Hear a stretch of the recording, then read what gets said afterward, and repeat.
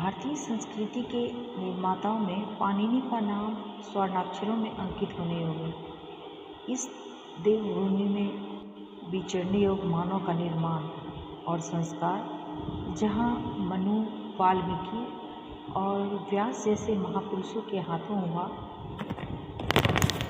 वहाँ उसकी वाणी मैथिली स्वरूप मुख्यतः महामुनि पाणिनि की ही साधना और तपस्या का प्रसाद है।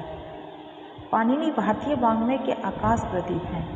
हमारी भाषा और साहित्य का राशि चक्र पिछले 2500 वर्षों में अनिर्वृत्त के इस शोर से उस शोर को न जाने कितनी बार घूम गया, किंतु पाणिनि इस बीच मेघ पर अवस्थित अटल ध्रुव नक्षत्र की भांति बिना हिले डुले लगातार हमारे मार्ग को अवलोकित करते रहे हैं और आज भी वह मानो हमारे तारापथ के अक्ष बिंदु पर ही अवस्थित है।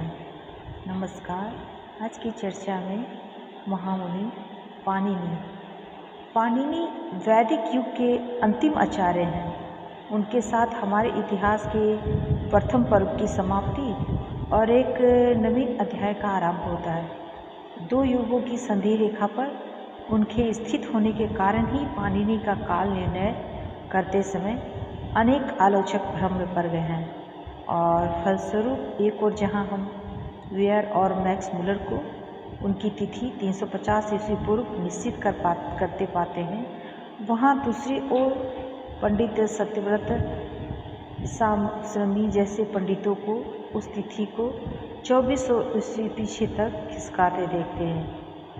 इस कालावधि के बीच भी अनेक विद्वानों द्वारा भिन्न भिन्न तिथियां निर्धारित की गई हैं, जैसे गोल्ड स्ट्रक्टर और भंडारकर द्वारा कम से कम 500 ईस्वी पूर्व, वेलवेलकर द्वारा 600-700 ईस्वी पूर्व और राजवाड़े तथा वैद द्वारा 800-900 ईस्वी पूर्व।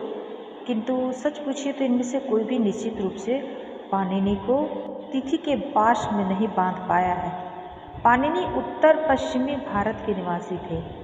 बाद के वाङ्मय में उन्हें शालातुर्य के नाम से अभिहित किया गया है।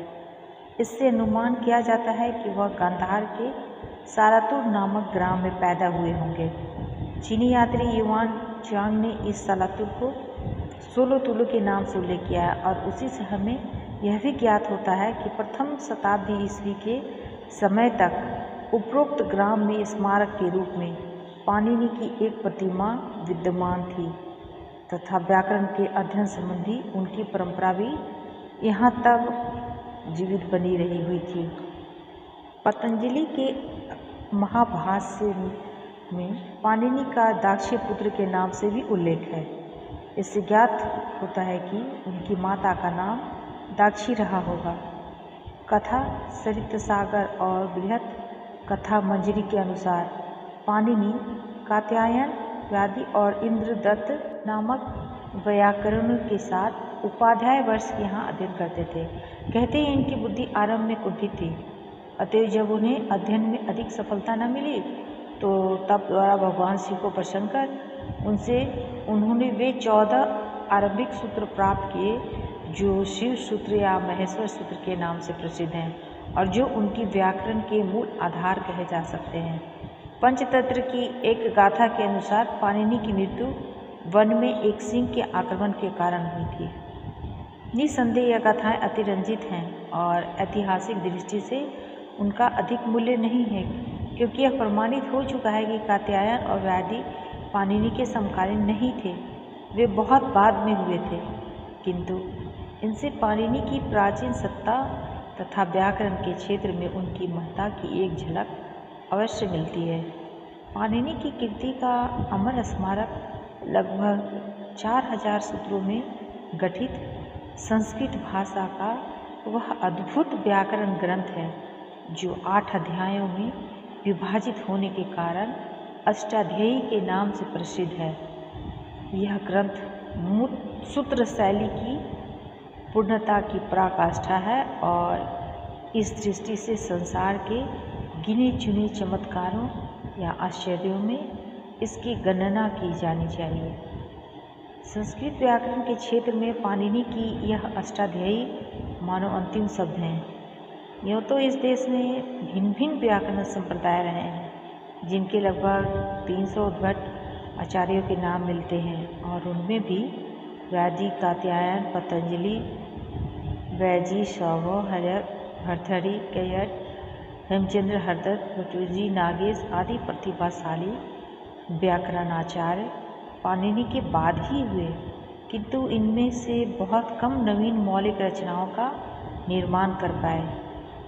हेमचंद्र आदि की कुछ कृतियों को छोड़कर जो कुछ भी लिखा गया वह अधिकांश में पाणिनि के ही भाष्य, टीका, व्याख्या, आलोचना, परिवर्धन या संशोधन और परिवर्तन के रूप में है।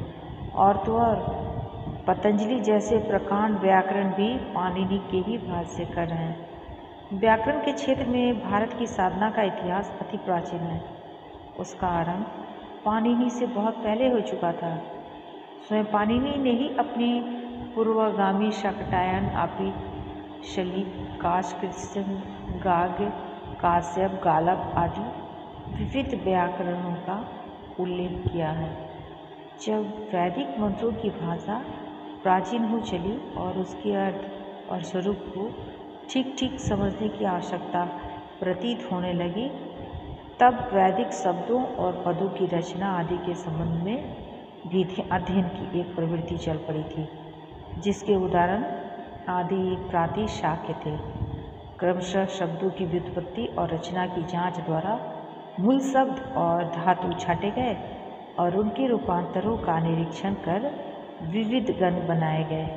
इसी प्रकार धीरे धीरे तत्कालीन और प्राचीन संस्कृत का एक विधिवत व्याकरण तैयार होने लगा, जिसका रूप आरंभ में तो निसंदेह एक निहारिका जैसा रहा होगा, किंतु पाणिनि के हाथों में पहुंचकर जिससे एक सर्वांग संपूर्ण वस्तु तैयार हो गई। यही हमारी सुपरिचित अष्टाध्यायी है। किंतु इसमें जहाँ पाणिनि ने अपनी सारी प्रतिभा उड़ेल दी है, वहाँ उसमें वस्तुतः न जाने कितनी ही ज्ञात और अज्ञात प्राचीन व्याकरणाचार्यों की तपस्या का भी सार संचित है।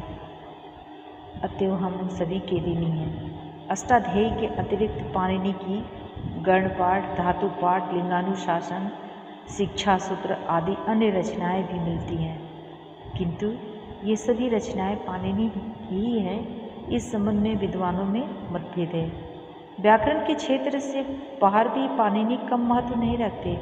उनकी अष्टाध्यायी में तत्कालीन भारत के इतिहास, भूगोल, साहित्य, धर्म, व्यवहार, भाषा आदि संबंधी अत्यंत मूल्यवान सामग्री यहाँ वहाँ बिखरी पड़ी है।